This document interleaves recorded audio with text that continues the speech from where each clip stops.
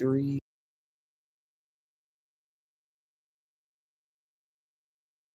I had to make sure y'all can hear me loud and clear. Good evening. Happy Friday, world, from You Will Make It TV channel to your family. We hope you guys are having a beautiful weekend so far. We encourage you to please remember to get all the mental rest and housework done that you can do on the weekends. That's what most of us do. Or family quality time is very real. It's important too. Um, some people just reserve it for the weekends. Any time is a great time, right? To put that time back in and show your family that you do value them. Y'all excuse the noise in the background. I usually make my coffee before I hit start on the stream, but tonight we're gonna do it all at the same time. How you guys doing out there? Shout out to the chats. Shout out to our supporters. We wouldn't have made it to 1 point. I think we're at 1 point, something like that. 1.14K subscribers now. Like, I just try to be humble about the growth, but it's always great when you can find like-minded communities, like-minded individuals. It doesn't mean hate everybody that don't believe and stand for what you stand for, but like even me, I like to explore people's different opinions, commentary, reactions. So what better person was there to join the arena of commentary, reactions, podcasting, reporting a little bit? And that's, at the end of the day, it's a great thing to bring up. Actually, I'm telling y'all beforehand, you might want to hang around, stay tuned. Maybe you don't have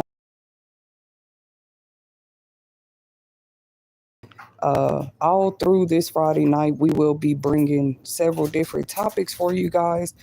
We call them insightfulness topics, topics that make us think, that challenge us to explore and pretty much in that words, explore the world around us a little more. Like, it's easy for any one of us to tell somebody like, oh, be more aware of your surroundings. But I would say just your physical 20-mile radius is not just your surroundings. The states next to you, surrounding communities around you, other area codes are also, to me, an example of watching your surroundings. And how do you do that? There's different apps like Newsbreak or police scanner radio apps where you can actually kind of stay tuned and see what's going on in your surroundings. But I was just saying, in my belief, a 20, 30-mile radius is not, that's not the only thing that's your surroundings. But I think when people teach it that way, that's how people take it. Like, oh, be aware of your surroundings. Like, I'm sorry, the city right next door is my surroundings too. You know what I mean? Like, community complexes that I don't even see every day. Those are still my surroundings if it's anywhere near me. So, or further, pretty much, if I'm in the same nation or country as somebody else. But once again, we're encouraging you guys not only to hit that subscribe bell, hit that like button to show your support, but if you hit that subscribe bell of all nights, tonight, you know what I mean, you actually get to be notified every time I go live. I just got a few topics I want to definitely make sure I bring to the forefront and cover as far as reaction and commentary, because it does matter. Because like some of this stuff is big news, if you ask me. Like, it's just big news. Like, we can't get so consumed with life that we're also not able to apply.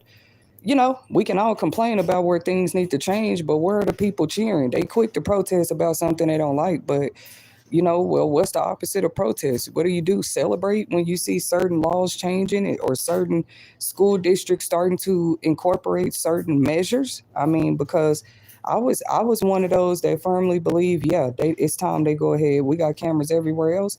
There needs to be cameras at the schools. Now, we know they have cameras at the schools, but I meant like particularly in the classrooms. It's not going to be a popular topic. I don't come here to do the most popular topic, actually. I come here to say what's on my heart. From You Will Make It TV, Crown Publishing family, to y'all's. Even if I didn't have kids, I would feel the same way. I would just still have that general opinion. People want to more like, no, let's look at who this person is before we take their opinion. I mean, well, I would say, yeah, let's do that.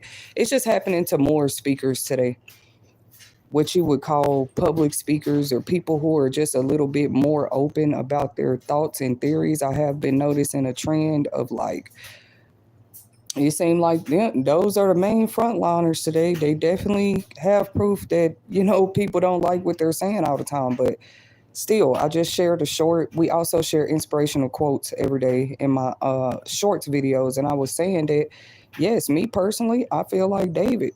I said I feel like how David felt. I could, how you read something in a book and you're like, man, I know that feeling. You just reading about a character and how they feel, or you reading somebody else's diary.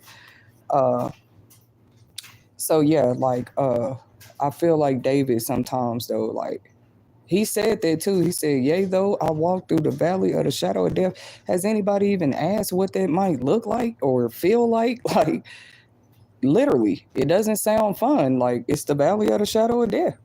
But he said, yea, though I walk through this valley, I shall fear no evil. So I just feel like Brother David on tonight, that has nothing to do with the topic really, but it is an inspiring quote for those that might have needed it on any time. Don't ever feel bad about relating to somebody that ain't been here in generations. He served his time here. He already lived out his purpose, and he also suffered his own persecutions. You get what I'm saying? And I love, even if they're not Bible stories, I love to go read people's stories who endured persecution for things they couldn't even control, like about themselves, just him loving God or him, referencing to God as his protector, his comforter, things people had never heard before. You know what I mean? Like, but I really do enjoy the book of Psalms. I encourage anybody to go read it too. People that suffer from depression, if I was like a mentor, a life coach of any sort, I would actually kind of recommend them to just give the book of Psalms a chance. People with depression, most definitely give the book of Psalms a chance. Like one of my babies recently, I gave her a little mini Bible. It's up to her when she read it. Like we don't have designated times where she got to go read it or uh, stuff like that. It's not forced to, but it's kind of like an example of what I'm talking about. There's different ways you can encourage people to the light. In the same way I might lead my daughter not there, might not be the same way that I try to lead a neighbor or an old friend. You know what I'm saying? How do you direct a child to light? Or if you ask a light worker, like, what is it like being us? You know what I mean? First of all, that's something that people have misconstrued too. You're probably not going to be ministering to everybody the same way. You're not going to be giving your opinions to somebody. This is where I do it on my channel. So I just talk pretty much general when I come on my platforms and do reactions and commentaries, but I wouldn't really even approach everybody the same way. Like that's just something fun fact about me. It doesn't make sense. Like I wouldn't have the same kind of conversation I would with Billy as I would with Jack. It doesn't make sense. Jack is a plumber. Billy is does something totally different. We might have different type of conversations. And when I go back and think about my life, I have. That's why all my conversations with people look different.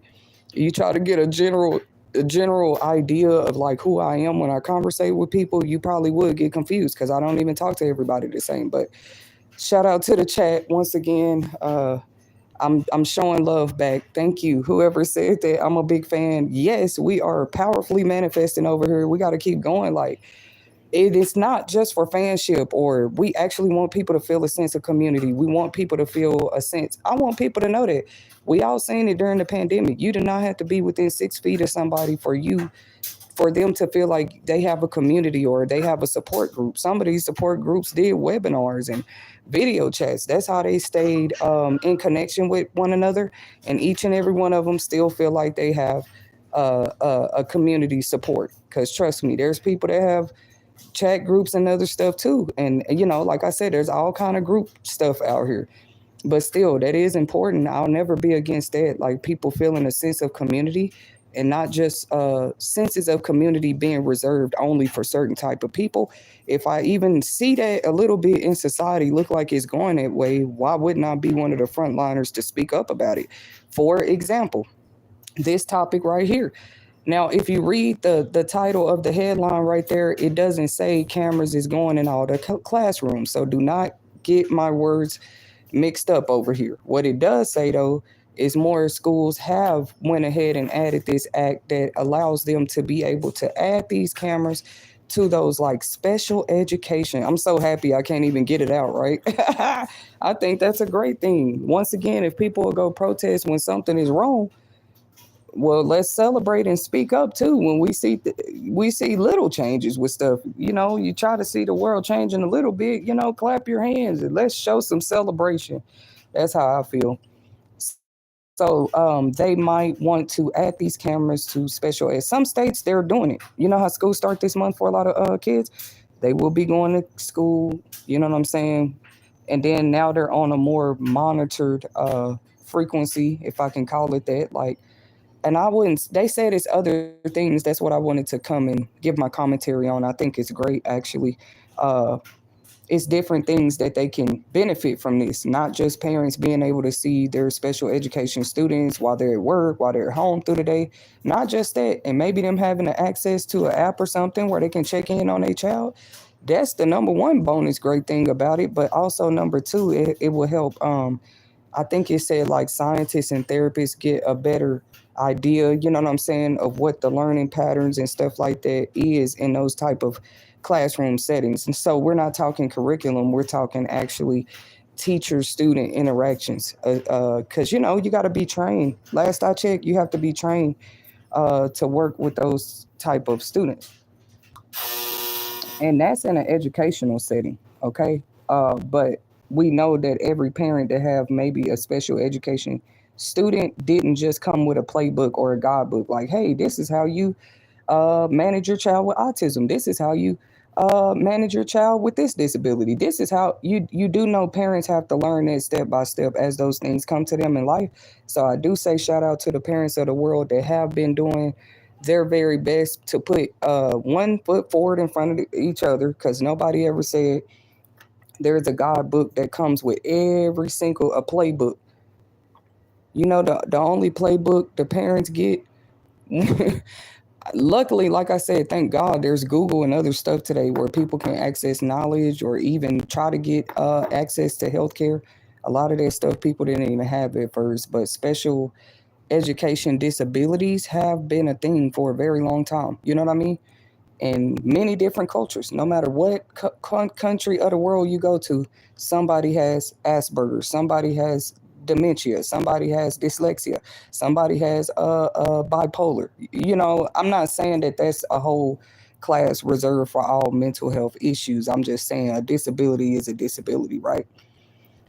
And maybe this is showing us that, hey, when it comes to this, more people are listening, more people are becoming more aware. That I don't know what kind of people out there just saying, oh, you should wash your hands away with people with mental disabilities. It's actually funny and sad to think about, like, who's out here preaching it, right? Like, actually, all we can learn about it and become more aware about it until you have certain cures for certain things, just like cancer and AIDS and other stuff they quote unquote are still trying to look for cures for. Some of these mental health disabilities do not have a cure. Okay.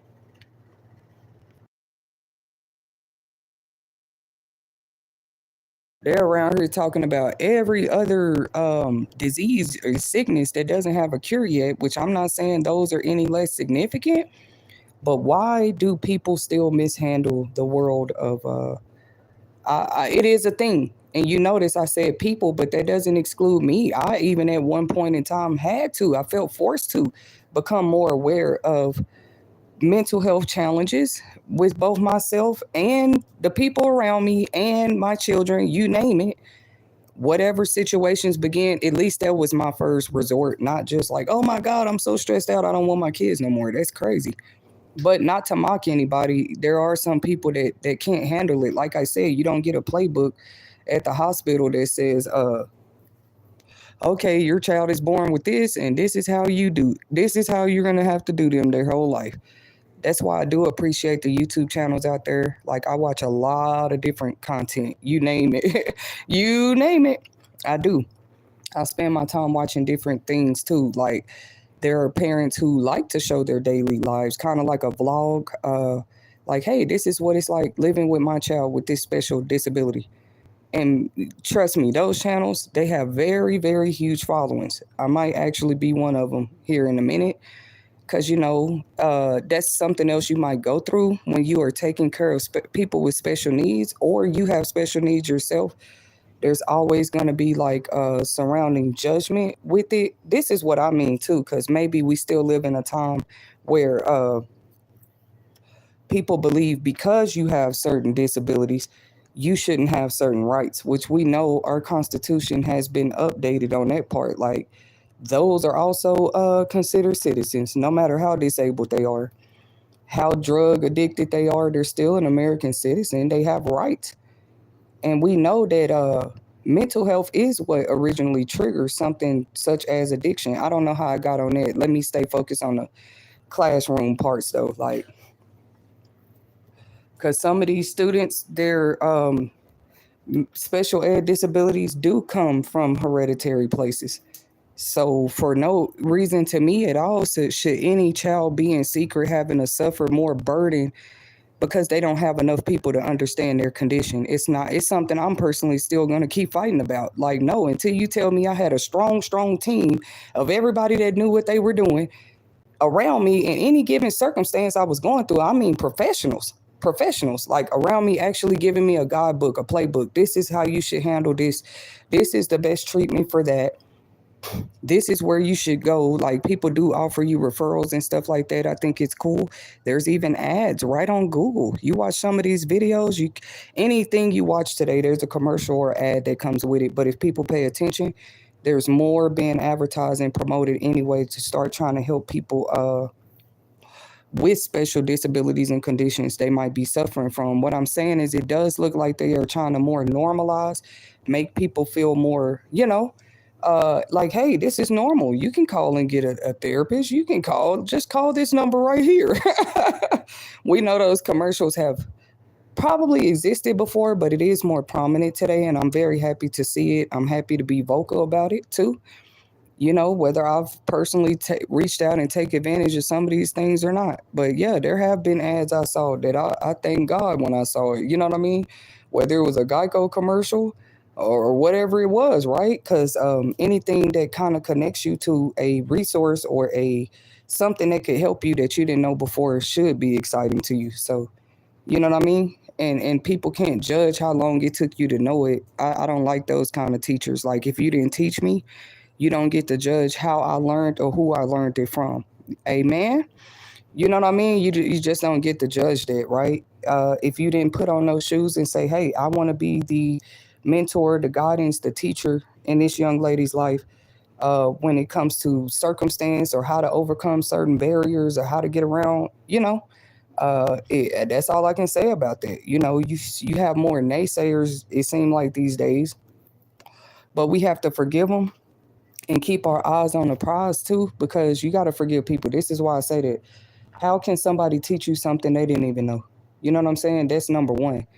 Sometimes I already ask for my kids forgiveness in some places because, how can I love you properly? How can I teach you properly? How can I guide you the right way, right?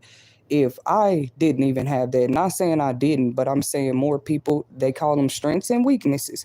And I believe every parent has them, every teacher too. We come down so hard on the teachers. Not saying I'm excusing all of them. I'm just speaking for the ones that do help with our kids that have special needs. Uh, oh, not just those, but teachers too. I just want to commend them for a second because, like, I kind of know what they're going through a little bit too. You know what I'm saying? Doctors or their well-being is kind of in their hands. A teacher, I look at them as their way too. And people do come down hard on them with the judgment sometimes because it's like, I guess people forget, teachers have strengths and weaknesses too, just like parents do. I would say you weigh those strengths and weaknesses though, depending on the group. You know what I'm saying? The age group of the kids. Are they special needs? Are they learning English? You know what I mean? It would take a patient teacher. You feel that's why I said they be specially trained.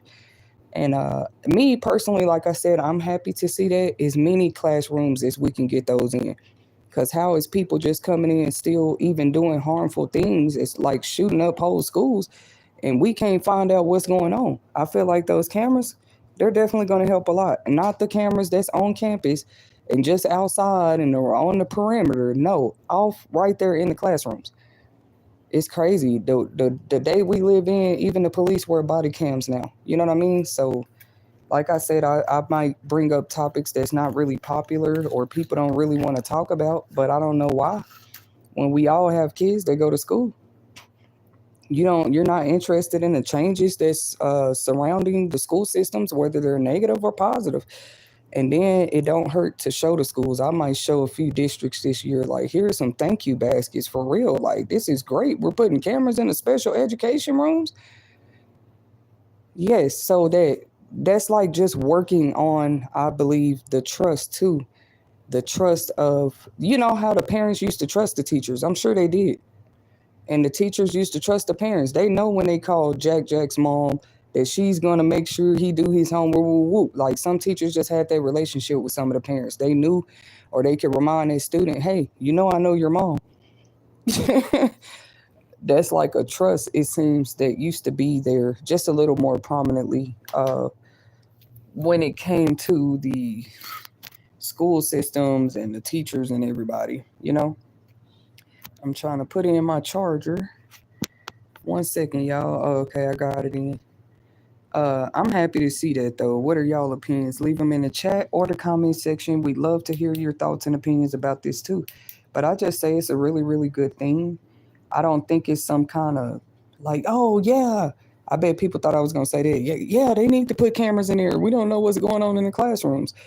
Pretty much the parents do. Even if we say we don't know what's going on in the classrooms, we do, because pretty much everybody kid got a phone today, and at least for the past 5-6 years, let's say 5 to 10 years, because I had a phone at school and I haven't been in school now at least 15 plus years, you feel me? But I do remember having a cell phone device at school. So my point is, all the parents that want to say, oh, we've been disconnected from our kids, we don't know what's going on in the classrooms, that's not really true. Cause like all the kid, if something is going on in the classroom, all your kid got to do is text you or video chat you. That's the age of technology today.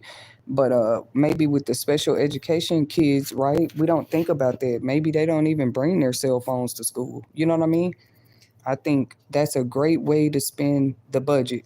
You know, I don't know if that's what it is too. You know how certain states the educational funding got cut a little bit, and then I noticed that they brought the funding back. Like, I don't know what's going on, but I did read over the summer some of the funding got cut and some of these educational grant programs. But now that it's being back on, I am happy to see. It just seems like you do have a few districts out there that are going to be wisely incorporating that money. You know, because that's great. You need technology, you need school supplies, whatever else teachers need to keep a school functioning. But you're also probably going to need those safety things. That's what I was kind of even praying about personally. Like, hey, if anything, schools need to invest some of that money into higher security measures.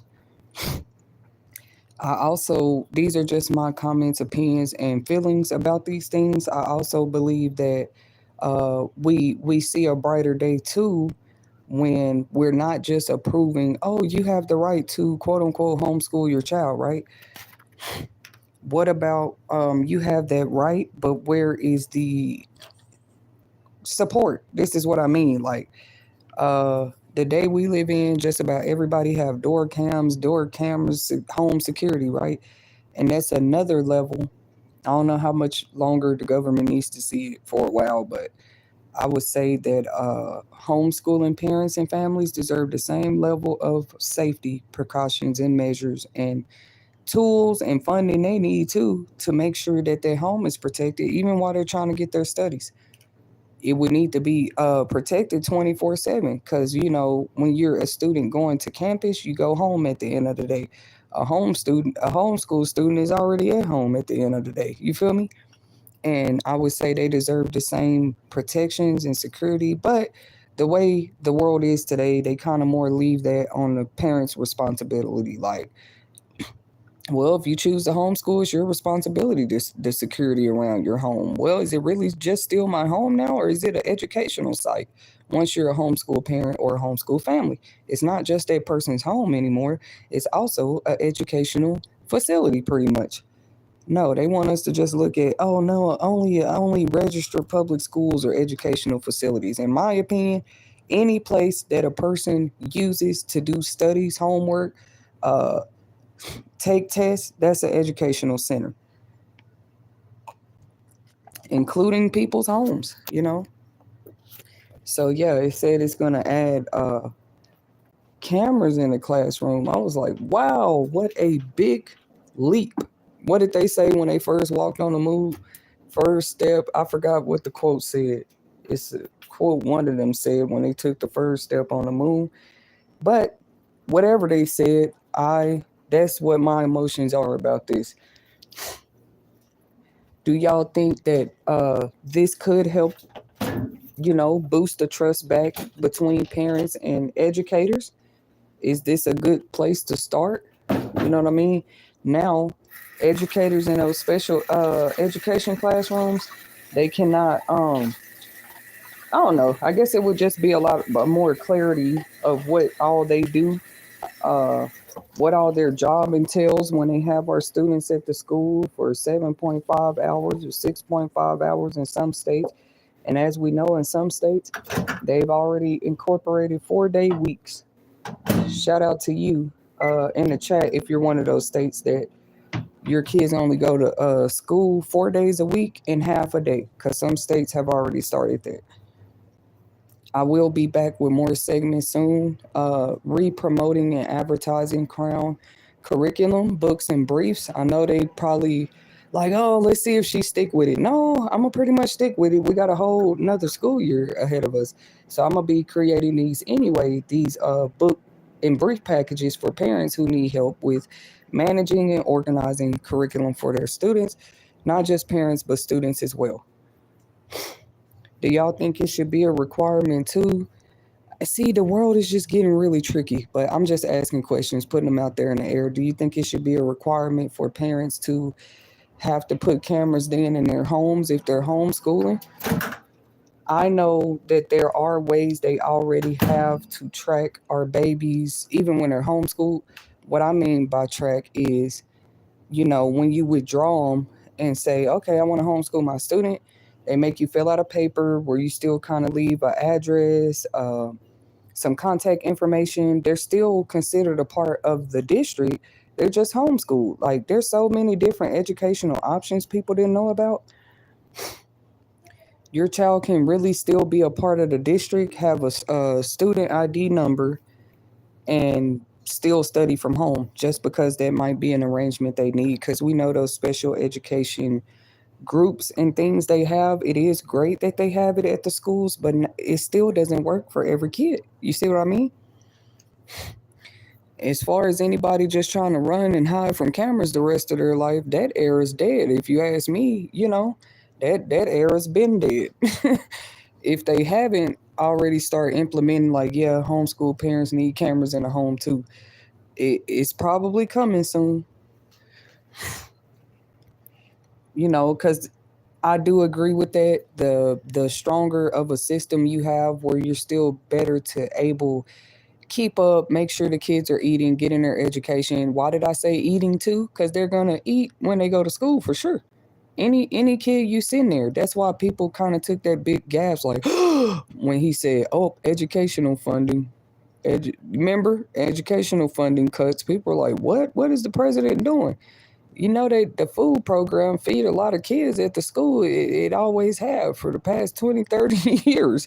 Like, people didn't understand that. Or like the farming students or the kids that work on farms or the migrants, they've always had some type of different type of program they could apply to that makes lunch affordable for them at school. Why are we mentioning lunch and food programs? You asked me the last time you've been able to focus hungry. Any one of us, really think about it. How are you going to focus on a whole lesson and you're hungry, whether you're in class at school or at home, right? maybe if we do start like, because they have just like the Department of Education, right? That's been the main company over pretty much who implements what happens when and where and why when it comes to public schools, right? But who knows? Like maybe we do need to see more people, or maybe give that a chance. Like, hey, let's incorporate some of these people ideas, even hire them. What do you mean? Don't cut off the funding. Hire better people there for the U.S. Education Board. Like, what's been going on? To me, they just been going around doing a lot of pulling files, pulling data, pulling this and that, researching what people's lives have been the past 10. We know what people's lives have been. Their graduation degrees and diplomas and transcripts are going to show you what they've been doing. They finished school. The reason baby boomers and all of us after them were able to finish school is because educational funding was available. What do people mean? I don't care how you try to twist it. The same things they are trying to cut off today help to feed some of them. That's no offense to him or his family. So I just been sitting back watching for a while, like people's opinions as far as the changes that have been happening in our country. It's just, even when different things happen, it's so crazy how people friends 20 years, a change happened in the country and it turned them two people apart who knew each other 20 years, because that one had a blue opinion and the other one had a red opinion, and now they're not friends anymore.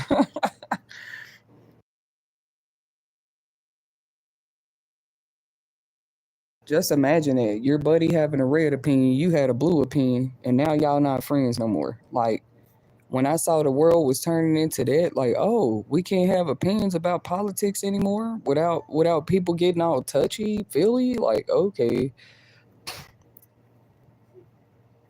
then if you say nothing at all, y'all, they say you don't care. Yeah, if you're a part of society today while all these changes happening and they feel like you're too quiet, they're gonna say you don't care. But if you speak up, they might not like what you say. So either way, I just encourage everybody at You Will Make It TV. Remember to be yourselves. Because sometimes when I was being myself, I noticed it wasn't popular. I just understand it a little better now. Plus, that's not being loyal to yourself. Like you only uh you find yourself popular when everybody else do. No, I knew that my opinions wasn't popular a long time ago. Me personally. Look at Williams and other, spokesperson, because we're coming back with a few topics tonight. It's been a lot of changes in the past week in the country that I just want to come and give some reaction and commentary to here and there, because we do notice it as it happens. That's why I said being aware of your surroundings is not just a 5 mile radius. What did people think? I want to look at the whole circumference. You know what I mean? If you're gonna encourage me to be aware of my surroundings, why wouldn't I look at the whole circumference? Why would I just look at the first 5 miles and stay focused on it every day of my life? Oh, long as I know what's going on 5 miles within me, I'm aware of my community. To me, that's really petty. You know what I mean?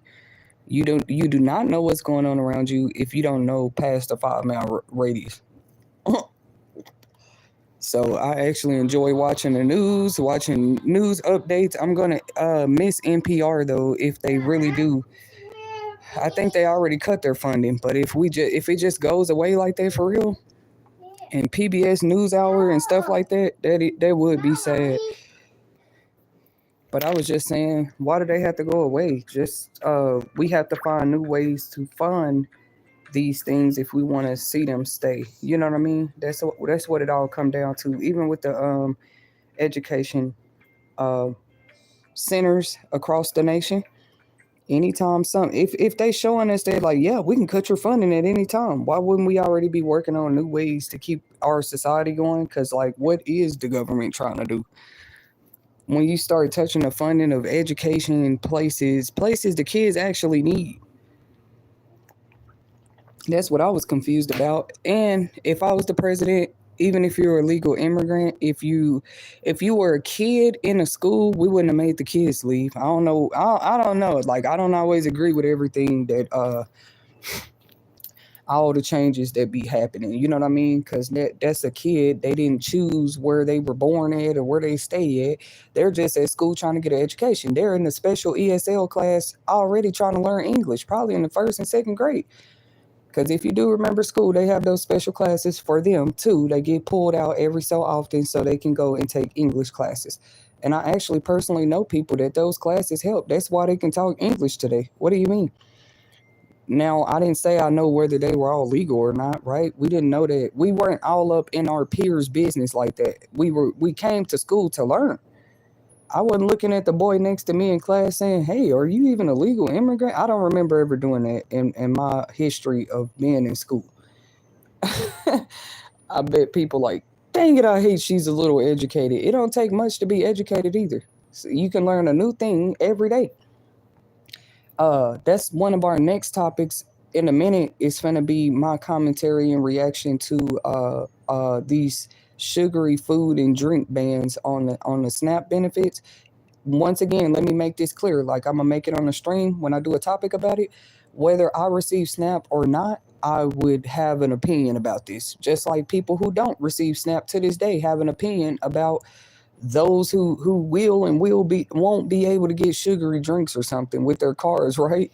I definitely got to come do a reaction to that one, because I was asking myself, what food today doesn't have sugar in it though? If and I'm not always trying to be the smart ass in class who asks those type of questions, but here it is.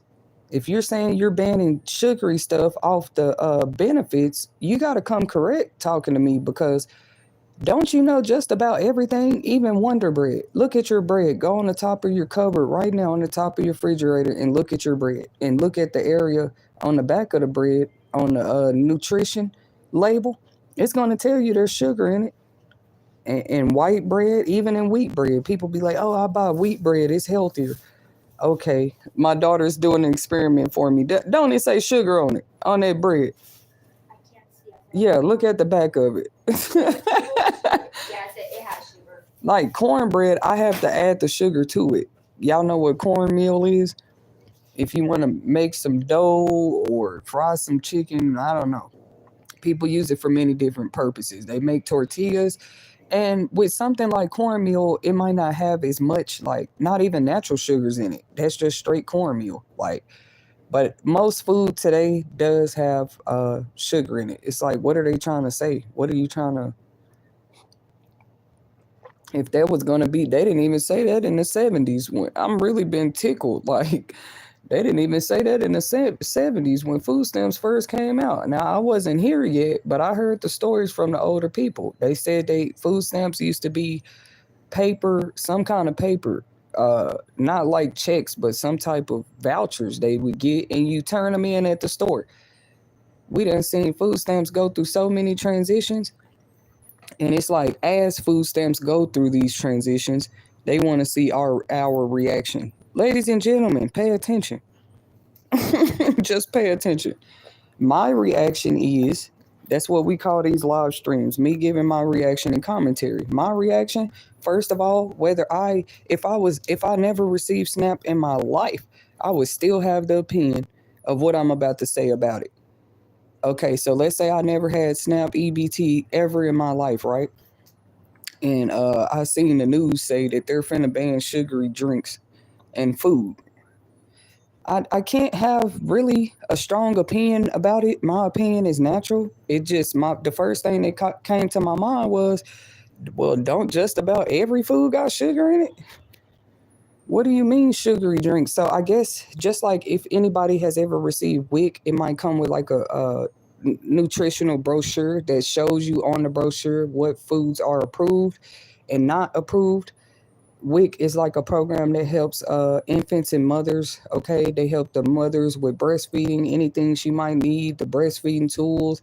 It's all about nutrition. And you get like a card. You might get benefits like fruit, vegetables, juice, milk, stuff like that, until your child is the age of 5. I don't care what state you're in. WIC has always worked like this. WIC means women. What does it stand for? Women and children. I can't even remember. What does WIC stand for, y'all? Somebody leave it in the chat. It stands for women. Oh, that's what it stands for. I can't believe I forgot the acronyms. WIC stands for women, infants, and children. I mean, now I get it. Most people, most Trump supporters, they want to say, well, everybody was abusing it. So we're happy to see what that's something else I wanted to speak on. Like, that's like saying because one Asian man hurt you, every Asian man is a bad guy. Let me keep going. Because you had one experience at a car dealership, all car dealerships are bad.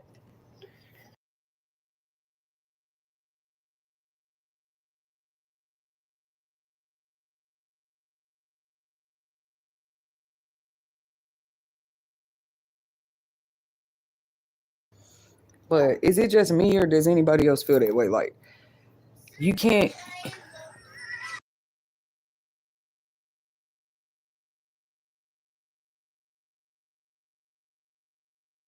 Oh, yeah. So I feel the same way about politics a little bit when people bring their strong opinions to the forefront. Like, if one man hurt you, you're gonna say all men bad. One woman stole money from you, you're gonna say all women steal money. You saw one black person do a backflip, so all black people do backflips. Like, come on, bro. So now you knew a few people who you feel like shouldn't have deserved food stamps, so they all don't deserve them. I'm just saying it looks like that a little bit. It does look like that a little bit, but that's just my strong opinion, right? They wanted to go after things that way. Now it's on a major platform, like, oh well, it's happening to everybody. Okay, well, I'm just another little small person with an opinion about it. So what? We saw food stamps, like I said, go through many transitions. Some people said they started with paper cards and then they turned into I'm gonna just leave my opinions for when I do my topic about that. Cause really, I have a mouthful to say about that. Like, how you gonna ban sugary stuff and most stuff has sugar in it? We been had a food crisis, and I don't mean in an economical type of way. I mean, like, were we the ones who asked for all these sugars and preservatives to be added to our food? Are we being challenged in this way? Somebody said in trending comments, not on my platform, but on other channels that were talking about this, they was like, it used to be a shameful thing. I don't know. I just feel like people's head is in the wrong place about this. They said it used to be a shameful thing. They had me laughing.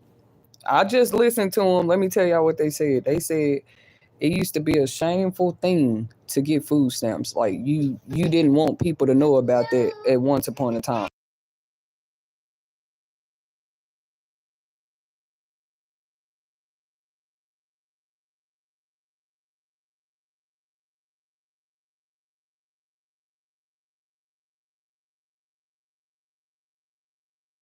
Come here. She's gonna fix it for you. All right. Can I turn the volume down a little bit? Sorry, guys, I'm still here. But like I said, y'all just stay tuned, hang around tonight. I'm coming back with several different topics about things because I'm just confused. Like, how are you banning sugary stuff and mostly everything got sugar in it? I ain't gonna ask no more. I ain't gonna ask no more. I don't care. Even orange juice. Y'all know how orange juice is supposed to be like one of the healthiest juices you can drink. The last I checked, uh, now you go pick out an orange juice from the freezer section and you check the label on the back. I'm sorry to break it to everybody. The truth is it's gonna have sugar in it. It's crazy.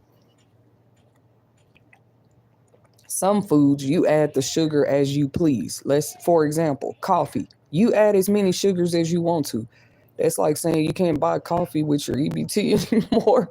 I got a mouthful of opinions about something. When I do come later on tonight on this stream, because I mean, yes, we can talk about the pros and cons. When we talk about sugar overall, yes, it's bad for it. Too much of anything could kill anybody. Let's be honest. And then why wouldn't we work to prevent, people being over, how many people have died of obese and heart, cholesterol, all kind of problems due to sugar over the past 30 years. And we're waiting to now to like, yeah, no more sugary foods. I just think it's something more with it going on personally. Maybe they're just trying to reserve and save more food, or they're making it clear you want snacks. Make sure it's your own money buying it. But I'm just encouraging you guys that you will make it TV. I better see a lot of new bakery, dessert, cake pop shops, because pretty much it looks like to me we're gonna be forced to make and bake and design our own sweets and treats. But the problem with that is, I done already seen articles of people supposedly getting busted or in trouble or banned for, or they got their food stamps completely cut off because they were. I saw this one lady story on TikTok. She was selling cake pops. She would buy the ingredients, the cake mix, the sprinkles, well, everything she needed for her little small business she was doing. And I just want y'all to know they coming after businesses like that. I don't know why. If you are purchasing them with, if you're purchasing the items supposedly with EBT, they've been cutting people's stuff off who want to go buy sodas or candy or you know what I'm saying, start some kind of cake bakery or cupcake business from home. Evil as hell. Like, how is that them being illegal? I know that the food is supposed to serve the house, but if she's able to, that's like attacking a person's creativity. If she's able to make cake pops out of what she bought with her food stamp cake products, how is that bothering anybody? And people buying them, and she's making money, and now money to pay her car note. How is that bothering anybody? See, that's where the internet, I do feel like the internet is not taking accountability yet, but in a minute, y'all know how people love the internet, it ain't gonna be like that forever. Because people are gonna start waking up more to the fact that, hey, the internet is the whole source. That's the whole source of all of this. This is where everybody business got leaked. This is where everybody wanted to see somebody else do bad, so bad. They're probably not looking at it yet, but yeah, like, because if you got something like a cake pop business, or, you know, some people do snacks and treats, sweets and treats for birthday parties or catering events, okay? Like, since when were we researching, well, how are you paying for the ingredients? That's first of all, in my opinion, it's nosy as hell. It sounds haterish. You know what I mean? Because you can't be sitting on a high horse saying, well, people need to work, but when they go make Rice Krispies out of the cereal on the top of the refrigerator and they sell every Rice Krispie for $5, you got a problem with it. Oh, not me, not me. It's some people out there like that. They in their head, that's not real money. I'm telling you, this ain't even politics no more. This a bunch of people's different opinions, like a power struggle, like people struggling to make their opinion more relevant than the next person. I thank God that I'm still my same character. Like, I can totally have a different opinion from other people and not hate them.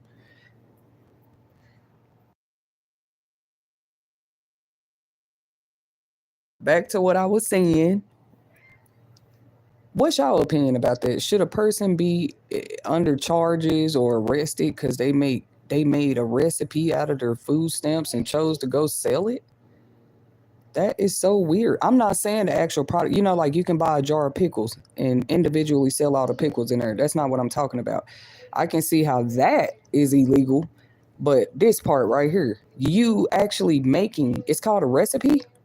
It's called a recipe. You took some butter, you took some oil, you took some Rice Krispies, because I heard you can make Fruity Pebble Rice Krispies at home. So why would we care that snacks are going to be banned? You can make some of this stuff at home the whole time. You're not hurting us, but some of these snack companies is, I'm sure they're finna see a very big decrease in what's they called, in margin sales. It's crazy, and it's like, what did the snack companies do to us? Well, apparently they're under judgment now too. Nobody is held without regard. Why are we talking about them? Obviously, they didn't consider the health of people when they filled the Coca Colas and Sprites up with sugar to begin with. That's who really should be. But no, as we see, they're not bothering Frito-Lay. They're not bothering Coca-Cola. They're not bothering them. They're bothering the people who have been buying this stuff with certain funds. But let's be honest, like the past two generations of the world, yep, they're probably the most spoiled that people have ever seen. But you can't blame that on food stamps. Food stamps was here before the last two generations. You see what I'm saying? And like they said, it used to be embarrassing to talk about that you get food stamps. I don't know what people supposed to mean with that. I guess they're just giving us a history lesson. Like, no, we're just a bolder generation. We're not finna be. I do think some things should still be shameful. Don't get me wrong, but let's be shameful about the right things. Nobody should ever be ashamed of receiving assistance when they need it. And then what kind of country have we become? You're jealous of Bob next door because he's eating a slack of ribs and you know he gets food stamps. How you know he bought those ribs with his food stamps? People be so petty with that to me. Like, oh, you can't enjoy a Dickie's burger, a barbecue burger from Sam's because you get food stamps. Like, I just think it's weird.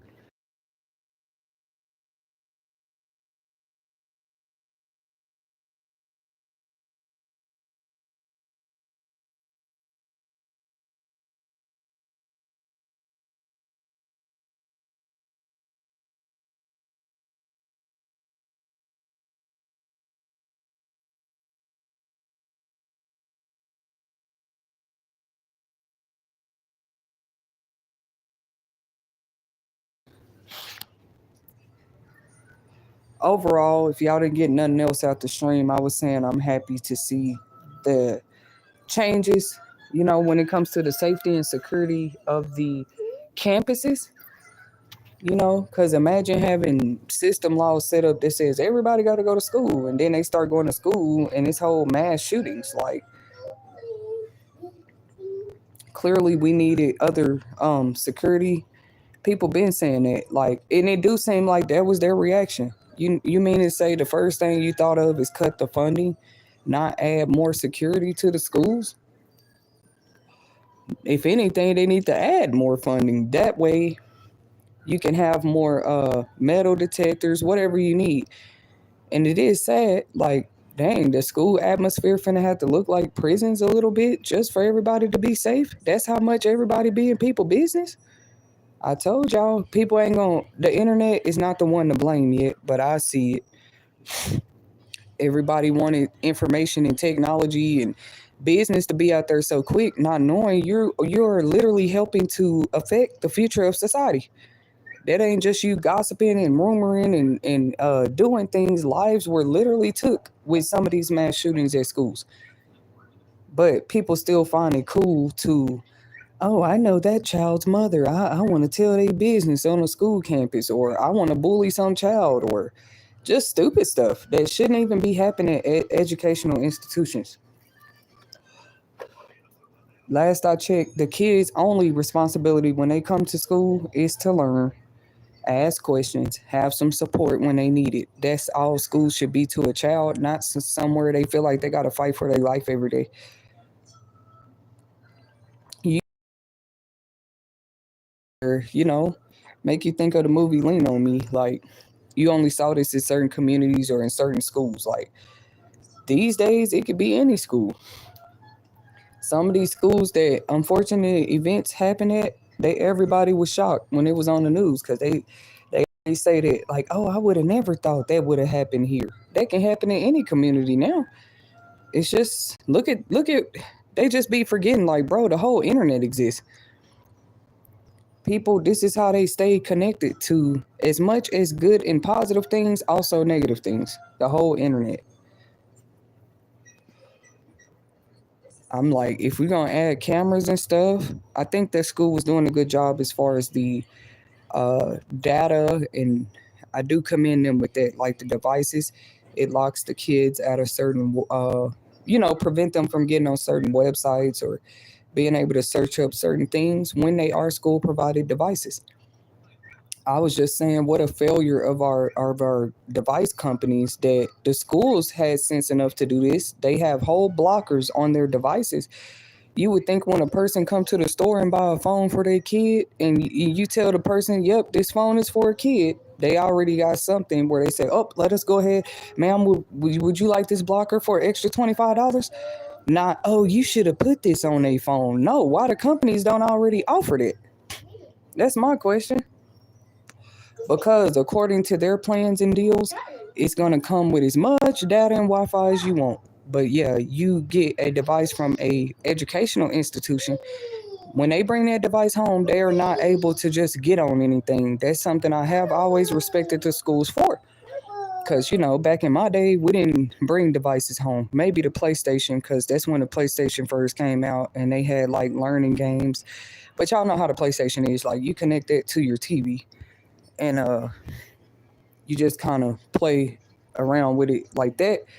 But these days they get devices or MacBooks and stuff to take home, and I do respect the schools for that. They have blockers on this stuff so your child is safe. They do not want to be liable for something happening to your child because they were phishing on a website that on a device that they gave them. That's like you handing the child the weapon. As much as we don't want to look at it as that, that's pretty much what we did with some of our kids when we bought them devices. We handed them the whole weapon, especially and the phone companies and device companies too. I think that needs to change. Like when people come in and purchase devices, even if it's at Walmart, Target, Amazon, have a separate checkbox that says, oh, is this device for a child? Then when that person check that checkbox, you also offer that same insurance. Like, hey, do you want to have this extra? Do you want to put this on a phone where they can't search everything? Now, I know they have some things that help you do that. I was just saying, to me, it should have. That's an easy way for them to blame the parent. Like, yeah, that should have been on the parent. They should have had pop-up blockers and stuff on it. No, well, I could flip that back too and say why the companies didn't offer that to begin with. Yes, Google does. They have it where you can put it on a child account. That's the only way you can really block them from getting on other stuff is if you set that up on her. But that's what Google offers, not the actual device companies. You see how that works, not the actual internet companies. Some of them do, you know. And sometimes it just comes with your plan. Like, oh, okay, we have this feature where you can block your kids from getting on certain stuff. What we're not going to do, though, is judge the parents that didn't know that. Because if you're going to do that, we got to look at the data and Wi-Fi companies, too. Because they were able to block all this extra stuff on the school devices. Why wouldn't you do that on people's personal devices? They got kids. What did you think? They were buying 3 phones for themselves? They were buying 3 MacBooks for themselves? They were buying 3 tablets for themselves? No. Who buys that many devices just for their self in one household? And a person buying that many devices and it's just them in a household, if anything, that's a suspect that need to be like what you need with 5 laptops. And it's just you, 5 laptops, 5 phones, 2 tablets. I mean, some people, it depends on what kind of work you do. I get it. But I was just saying, yeah, we do need stricter. I'm happy to see our nation stand up in that way. Like, yes, put these provisions, securities, blockers, privacy on the kids stuff. Yes, they deserve it. That's why you got internet freaks out there right now. Think they can do whatever. They know kids be on those devices.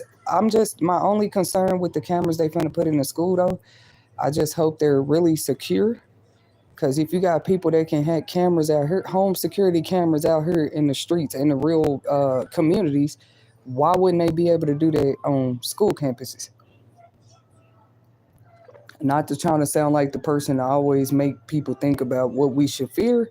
It's not about what we should fear. Prepared, you know what I'm saying, as these changes happen. To me, in my opinion, being more prepared. Like, okay, are the parents going to be signing waivers? Because they did have waivers that we signed in the beginning that says, you authorize or don't authorize the kid to be on video, because sometimes, the class might take a picture or do a video or something. If you pay attention to the enrollment forms, it always say that, like, if you pay attention to what you're signing, it'll ask you, do you hereby authorize, is it okay for us to record your child? That's pretty much what it says. For a long time, I always got stuck on that one paper because you'd be like, what does this really mean? But I'm me as a parent, I'm not going to be scared to ask questions anymore. Call the superintendent and ask them what that page means if I don't sign it. Which nothing happens. You can say, no, I don't want my child recorded. But is that actually being honored? You know what I mean?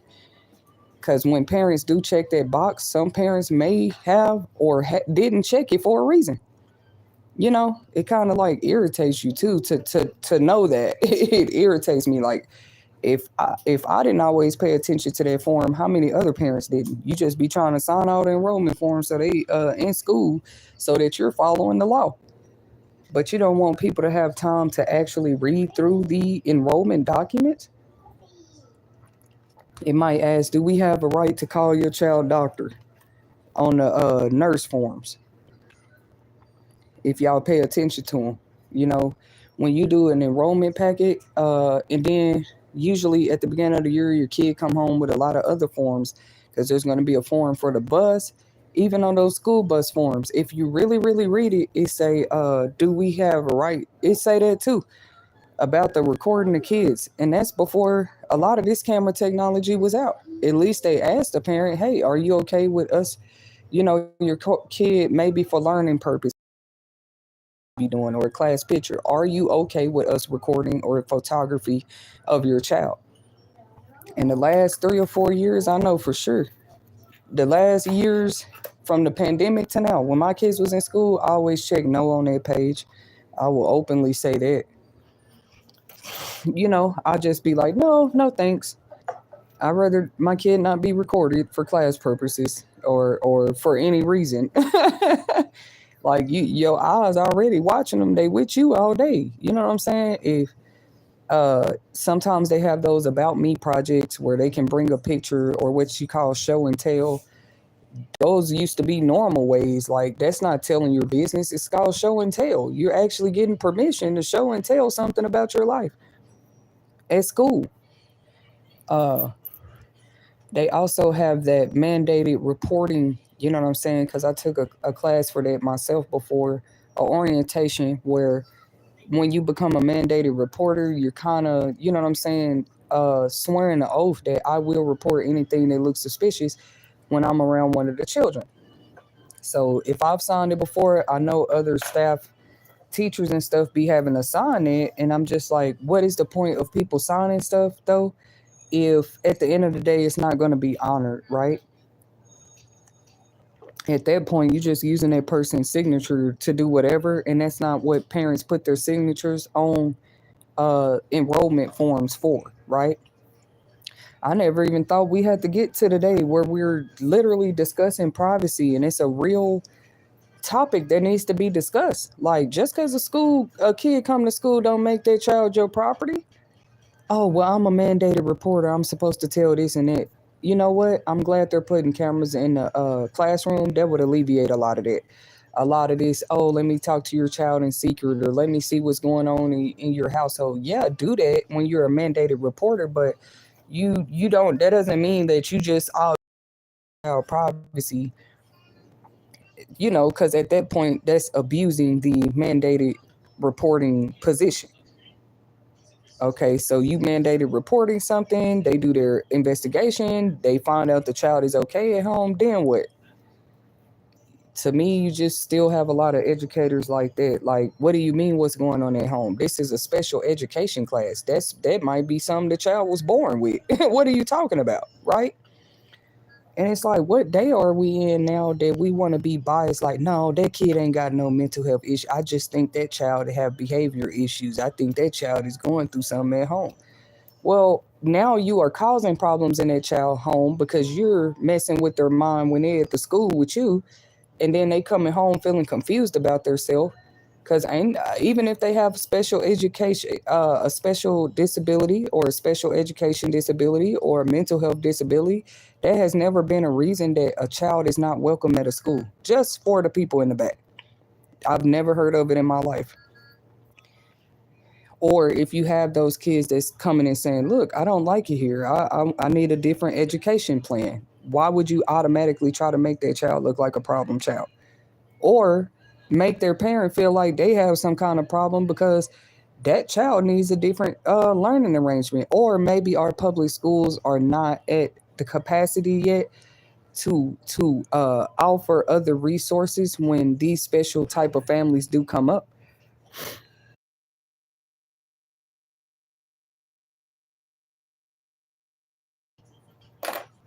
That's why I'm one of the main ones. Like, ooh, thank God they're putting cameras in the school. You know what I'm saying? Like, maybe there will be even a some type of portal or app the parents can go check and check in on their kid in class. To me, they should have been had that.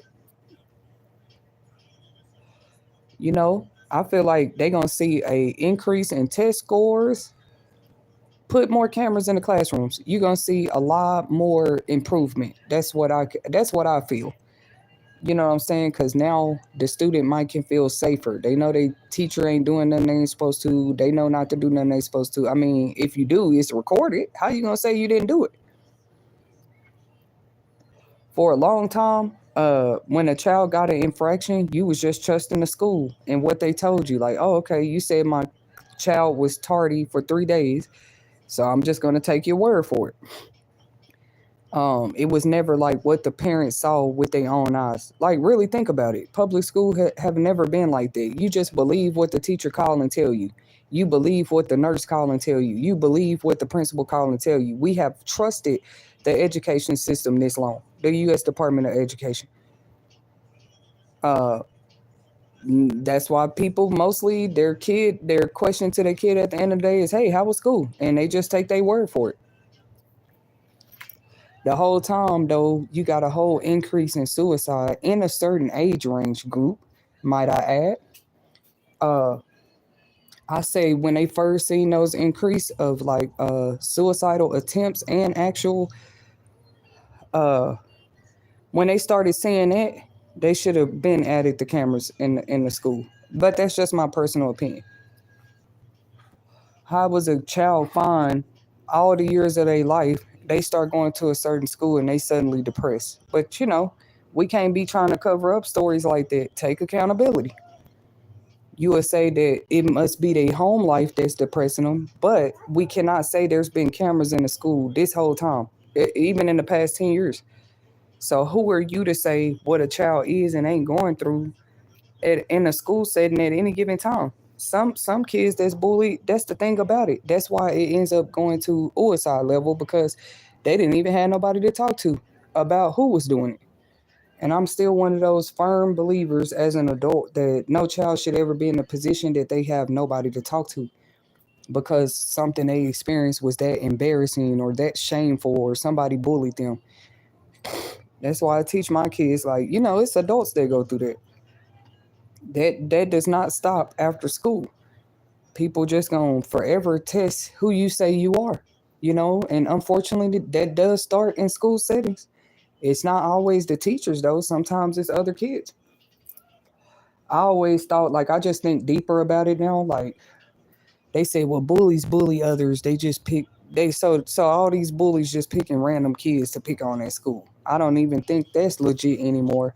I think more of these bullying incidents should actually be investigated even deeper. Cause then we would probably see, no, this whole time you just had a community of targeted kids too. And that's in any district, any school district, any city, any state at any given time. To me, it's like they trying to jumble it all up. Like, oh, the generation's just worse.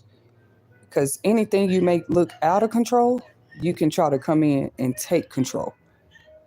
If you're not busy trying to implement provisions and you just automatically trying to take control, and that don't even make sense. Why don't you find the root cause problem of bullying to begin with? But yeah, they say since social media and all that been out, there has been way more fighting, like violent incidents in school settings. Maybe because the kids had an exchange of words on the internet first, then they return to school the next day and they kind of carry over their internet beef to the school, and that shouldn't even be happening. We didn't even have social media back then, and it was still school fights. So just imagine today. A girl saw you with her boyfriend, or a girl saw you in a TikTok with some girls she don't like. It'd be stupid reasons, really. Some of these kids be bullied, or they start bullying incident. Or, like I said, if I was a bully interventionist, I would ask a kid, like, where in your life do you feel like, because no kid just starts bullying somebody out of nowhere. It be the ones that have everything too. I'll never understand it. You know what I'm saying? Like, oh, I'm a more privileged student, so I'm a bully this student. That's weird.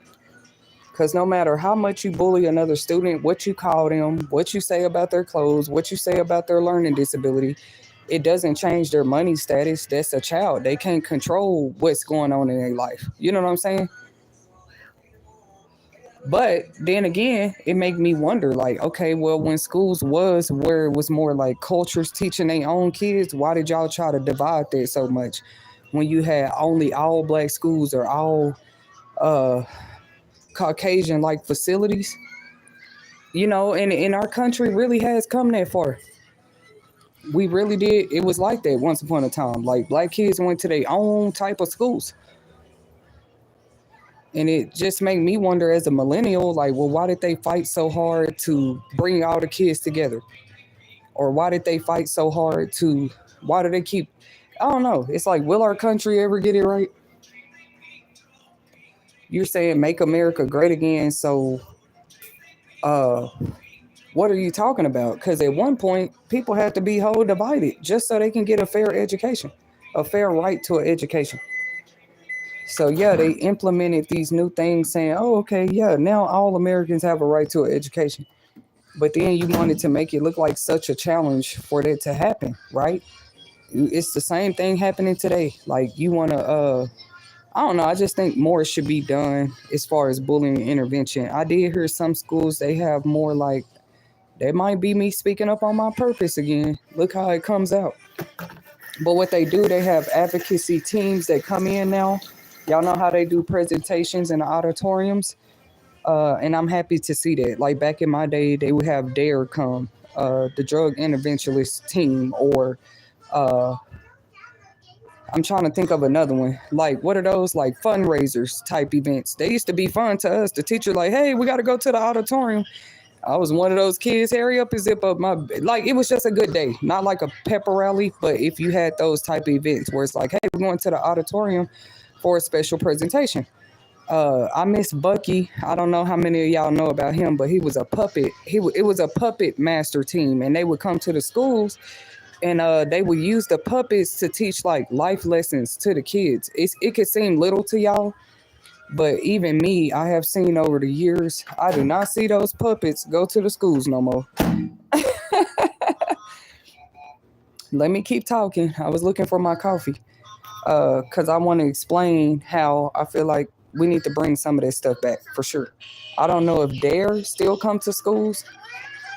What did DARE stand for? Drugs against something like that, but it was to teach kids, because a lot of people don't learn at home. They didn't know nothing about a drug till they graduated high school and got out there and lived life a little bit themselves. But I would say that's a late time to be learning about peer pressure and the effects of drugs and what it can have on you. So we want to keep those tight. Every school is still doing it. I commend you. Definitely make sure you use some of that funding to get those interventionist list programs like that, to keep coming to those auditoriums and talking to the kids. That's what You Will Make It TV has to say about that.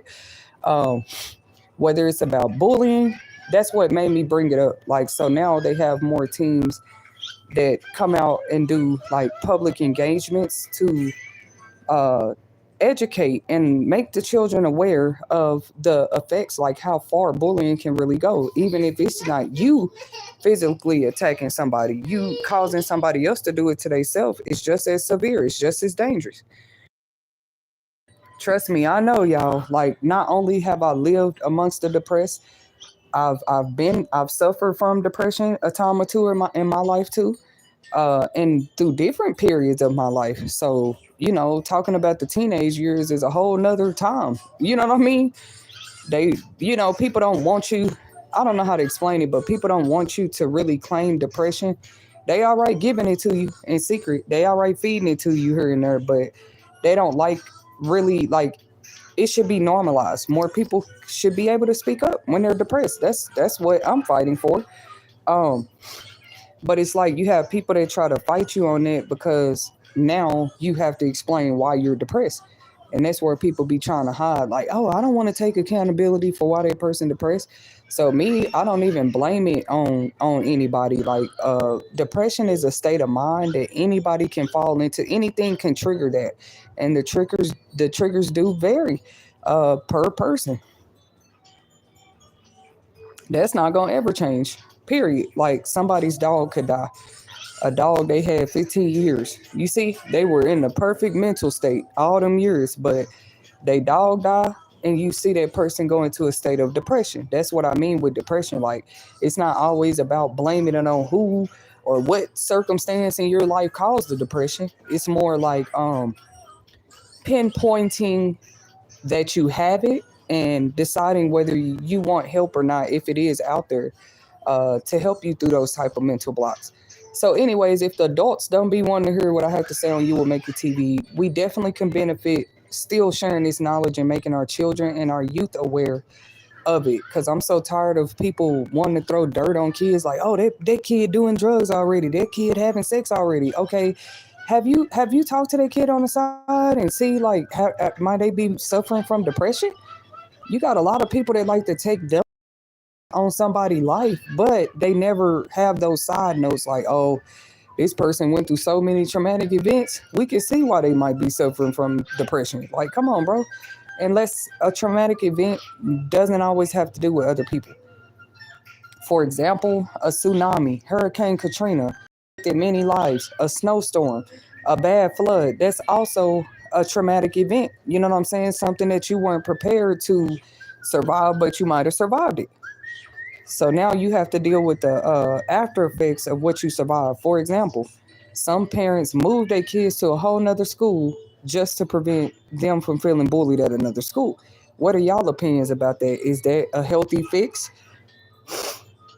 Because like how many times are you supposed to be moving your kid throughout one school year due to quote unquote bullies, or would you rather teach them on an emotional intelligence level, like go ahead and start shaping them with how they deal with their emotions and how they deal with the emotions of others? Well, that's the type of parent I choose to be, and no kid ever caught on to that lesson overnight. I don't care who you're talking about. You know what I mean? Uh, even this, how I know what I'm talking about. There's even privileged kids out there, very privileged, that end up with depression. They just kind of, you know how that is. You're dealing with more hormones. You're going through some things at that age, and it's not easy. You got to be careful with an energy like depression because that's one of those kind of like happiness too. Joy, it can rub off on people. If you just walk in a place full of joy and the other people was just having a normal day, they're not full of joy. They're pretty content. But you walk in a room full of joy, that's going to be contagious. You know what I mean? You just start talking about politics, or you start talking about the news, or you start talking about an event that's going on in the community. And sometimes, that shows on you. Like you have the potential to change the energy of a whole room, whether it be negative or positive. That's something I've seen about myself too. That ain't something you can hide no more. Like, hey, you really have the power to change the energy in the whole room. You walking in a room full of joy, it just get contagious. Like everybody else laughing, and now they giggling, now they join in on the conversation, and everybody having a good time. But you walk in a room with, because we all have a angry side too, and you walk in like, oh, you just kind of irritated. I noticed that is also contagious, or depression is contagious. We'll say, well, this disease, if you sneeze on somebody, it can be contagious. And we want to be more educated on actual physical diseases that's contagious, but there are mental health diseases that are also contagious. It just kind of rub off on your friends. That's why you kind of want to watch who you call your friends to and who we run with in these schools, and knowing more about who our kids are entertaining Because if they hanging out with a depressed kid every day, I don't know. I'm not saying that depressed kids do not need friends, but I would just say, depending on the influence that that friend is having on the child, you want to watch that. A whole friend could teach you a habit you didn't even know. It don't take but one wrong friendship. So, anyways, back to the puppet show I was referring to. It was just a team of puppets they used to bring to the school. I think they used to come at least twice a year, only for pre-K, maybe through third grade. So once I got through third grade, I didn't really get to see Bucky anymore. I'm gonna try to find that company. I wonder how they're doing today. I'm an older one, more respect what they were doing when they were coming to the schools, but it would just be like a puppet show. Like they do like real life scenarios. Like, hey, stealing is wrong, or bullying is wrong, or doing drugs is wrong. But it was entertaining to us as kids, and it was given to us in a way that we could better understand those real life lessons. So now you come home, how was your day? Oh, mom, it was good today. We got to see, we got to see the puppet show, blah, blah, blah. So I'll be happy to see stuff like that come back. But I was just informing people that there has been an increase in those type of bullying awareness type what is that called, groups and campaigns. They come out to the school and they do these presentations in the auditoriums, and I think that is very important.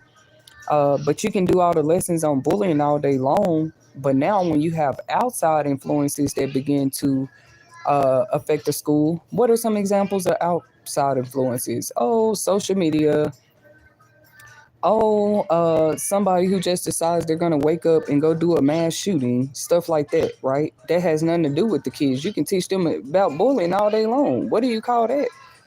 Like, all you can do at this point, pray for them every morning before they go to school. You're trusting the staff, you're trusting the facilities, you're trusting the security that they say they are on top of at the schools. But my heart still go out. It's parents here today will never see their kids again due to something like a school shooting. We just didn't hear about this stuff back when I was in school. We just didn't hear about it. But thank you guys. I'm gonna come back with another topic. I said I would be doing the topics periodically through the weekend. So make sure you hit that subscribe bell, hit that like button, and definitely share any of these informative topics that you think might help somebody else. We appreciate your time. And until next time, we love you.